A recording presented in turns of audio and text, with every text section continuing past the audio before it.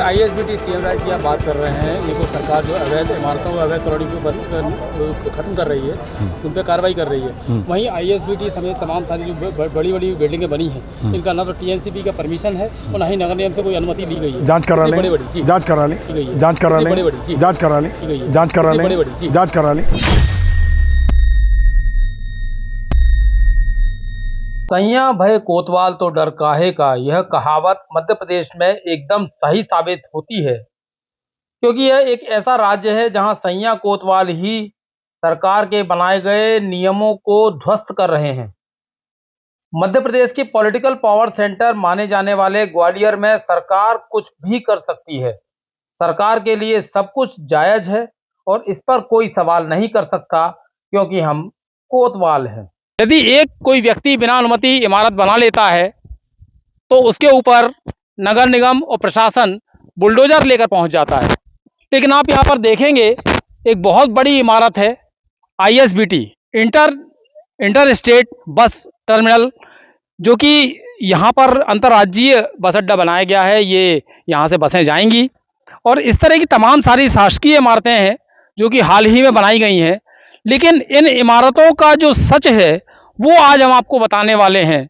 आपने अक्सर देखा होगा कि शहर में कहीं भी कोई बड़ी इमारत बनती है या कोई अपने परिवार के लिए छोटा सा आशियाना बनाता है तो उसके पास नगर निगम, जिला प्रशासन और निर्माण से संबंधित तमाम सारे विभागों के कर्मचारी अधिकारी पहुंच जाते हैं और कई बार ऐसी अनुमति के बिना किए गए निर्माण को जमींदोज कर देते हैं।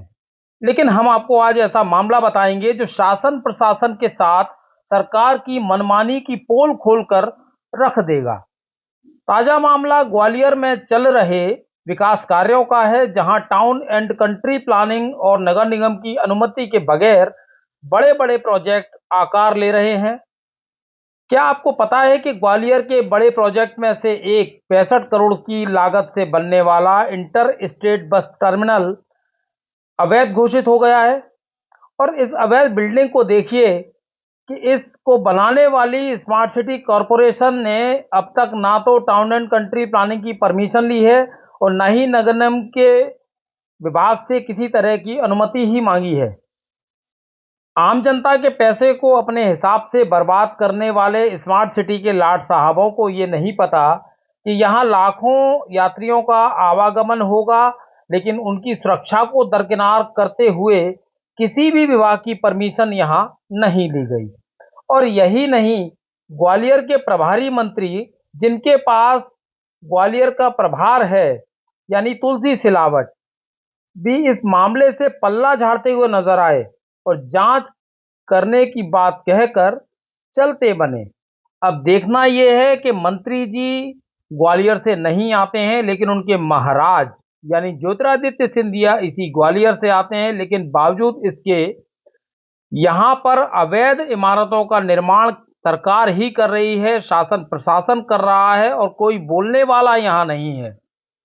अब देखना यह होगा कि यहाँ पर जो यात्री आवागमन करेंगे, जो बसों से जाएंगे आएंगे, उनकी सुरक्षा किस तरह से होती है।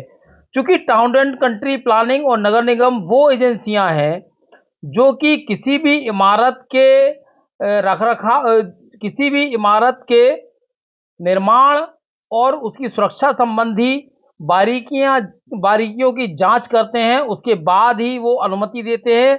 और तमाम सारी चीज़ें आप देखिए कि कोई भी यदि व्यक्ति निर्माण करता है अपने घर के लिए तो पहुंच जाते हैं, नगर निगम के अधिकारी पहुंच जाते हैं, टाउन एंड कंट्री प्लानिंग के अधिकारी पहुंच जाते हैं किसी भी कॉलोनी पर। लेकिन यहाँ ना तो कोई आया है और ना ही कोई इस तरह की चर्चा हुई। हालांकि जो जनप्रतिनिधि हैं वो तो अपनी बात कहेंगे भी और पल्ला भी झाड़ेंगे इस मामले से। उन्होंने पल्ला झाड़ा। जांच करा लें, जांच करा लें, जांच करा लें, जांच करा लें। आईएसबीटी के साथ 2020 से चल रहा है, मास्टर प्लान 2021 लागू था। जब 23 में 2035 आया तो उसका लैंड यूज चेंज उनको करवाना चाहिए था, लेकिन उन्होंने नहीं करवाया है। लेकिन हमारी बात हुई अधिकारियों से तो अधिकारी संगठन ने डाल दिया है कलेक्टर मैडम को, सीओ साहब को, तो वो विधिवत उसकी परमिशन लैंड यूज चेंज करवाएंगे उसकी। वहीं कोई भी बिल्डिंग बनने से पहले लैंड यूज चेंज होता है या बिल्डिंग बनने के बाद होता है? ये टीएनसी भी पूरा जो भी है सारे काम वेकेंट लैंड पे ही होते हैं। लेकिन अब तो बन चुका है तो उसके बाद लैंड यूज चेंज करना ये कहा। तो सरकारी का है, तो सरकारी में अगर वो विधिवत नियमों में आ रहा है तो उसको दिए जाने में किसी की दिक्कत वाली बात नहीं है। सारे नॉर्म्स जो आपके एमओएस छूटे हों, ग्राउंड कवरेज है, पार्किंग है, अगर वो विधिवत छूटी होगी तो उसको देने में कोई आपत्ति नहीं होती। मध्य प्रदेश सरकार ग्वालियर के विकास के लिए प्रयासरत है और साथ ही प्रयासरत है अवैध कॉलोनियों, अवैध निर्माण को लेकर। तमाम सारे अवैध निर्माणों पर कार्रवाई भी हुई है और अवैध कॉलोनियों पर भी कार्रवाई जारी है। यदि एक कोई व्यक्ति बिना अनुमति इमारत बना लेता है तो उसके ऊपर नगर निगम और प्रशासन बुलडोजर लेकर पहुंच जाता है। लेकिन आप यहां पर देखेंगे एक बहुत बड़ी इमारत है, ISBT inter state bus terminal, जो कि यहाँ पर अंतर्राज्यीय बस अड्डा बनाया गया है। ये यहाँ से बसें जाएंगी और इस तरह की तमाम सारी शासकीय इमारतें हैं जो कि हाल ही में बनाई गई हैं। लेकिन इन इमारतों का जो सच है वो आज हम आपको बताने वाले हैं। आपको बता दें कि ये जो इमारत है 65 करोड़ की लागत से ये बस स्टैंड बनाया जा रहा है और आपको बता दें कि ये बस स्टैंड लगभग 90% पूरा हो चुका है। यहाँ पर तमाम सारे मंत्री भी आ चुके हैं। इसका लोकार्पण अगले महीने 30 तारीख को संभावित हो सकता है। लेकिन सबसे अहम बात यह है कि यहाँ पर इस इमारत की, जैसा कि आप देख रहे हैं, काफ़ी शानदार इमारत है, खूबसूरत इमारत है, लेकिन इस इमारत की अब तक कोई भी अनुमति नहीं है।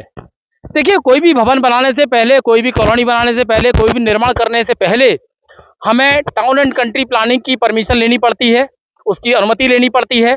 साथ ही नगर निगम जो कि पूरे शहर को व्यवस्थित रखता है, उसकी निर्माण कार्यों को व्यवस्थित रखता है, व्यवस्थित करता है, उसकी भी अनुमति लेनी पड़ती है। लेकिन जी हाँ, ये जो इमारत है इसकी ना तो नगर निगम से कोई अनुमति ली गई और ना ही टाउन एंड कंट्री प्लानिंग से इसकी अनुमति ली है। अब आपको बता दें कि यहाँ पर एक मामला है कि सैया भाई कोतवाल तो डर काहे का। ये तो खुद ही कोतवाल है, तो इन्हें डर किस बात का। क्योंकि सरकार है, कुछ भी कर सकती है, चाहे अवैध बनाए, वैध बनाए, उसको तोड़ने वाला कोई नहीं, उसको चैलेंज देने वाला कोई नहीं। जब हमने मंत्री से पूछा, प्रभारी मंत्री हैं ग्वालियर के तुलसी सिलावट, तो वे एक सवाल करके अपना उन्होंने पल्ला झाड़ लिया कि जांच होगी।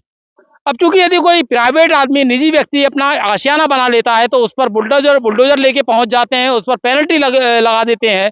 लेकिन इस अवैध इमारत पर कौन पेनल्टी लगाएगा और कौन इस पर जुर्माना करेगा और कौन इसको बुलडोजर से ढहाएगा, ये एक बड़ा सवाल है। क्योंकि यहाँ पर लाखों यात्री आगे आने वाले समय में यहाँ से यात्रा करेंगे। ये स्पॉट है ग्वालियर का जहाँ से लाखों यात्री अपने गंतव्य की तरफ जाएंगे। लेकिन अब चूंकि ये इमारत पूरी तरह से अवैध है, ना तो टाउन एंड कंट्री प्लानिंग की परमिशन है और ना ही नगर निगम की परमिशन है, और पता नहीं कि किस किस और बात की परमिशन इनको नहीं होगी। लेकिन ये इमारत बन चुकी है, चूंकि सरकार ने बनाई है, तो सवाल उठाने वाला यहाँ पर कोई नहीं।